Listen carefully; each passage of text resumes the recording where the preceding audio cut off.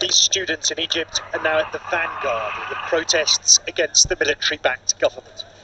This a brief outburst of anger at Cairo University, in which health officials say at least one protester was killed. But wide-scale arrests and harsh new anti-protest laws mean the mass rallies of recent years are a thing of the past.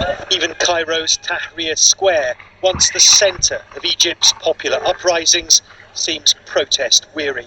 Men like Midhat, who sells T-shirts, captures the mood. Does it sell well, this T-shirt? Those picturing Egypt's military strongman, General Sisi, are best sellers, he tells me. The man tipped to be Egypt's next president is good for business, he says. Well, there's no shortage of souvenirs here. There are calendars, posters and keyrings, even bottle openers showing General al-Sisi.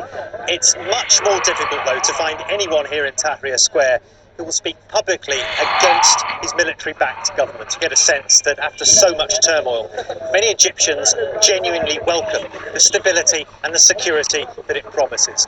It's all coming at a very high price because there are lots of concerns that in this new Egypt, human rights are being trampled on. The crackdown on supporters of the elected president, Mohamed Morsi, ousted in July last year by Sisi, has seen hundreds killed and thousands jailed. Only this week, 529 people were sentenced to death in a mass trial widely criticised as a violation of international norms. Egypt's government says it's fighting terrorism.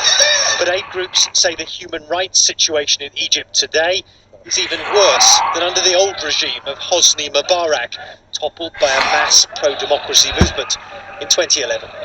There was a dictatorship, but it was organised and its violations known, he says. We were able to deal with it and make small gains. But now the situation is much more chaotic. There is no specific authority we can hold accountable. And in a country which has already ousted one dictatorship, human rights groups say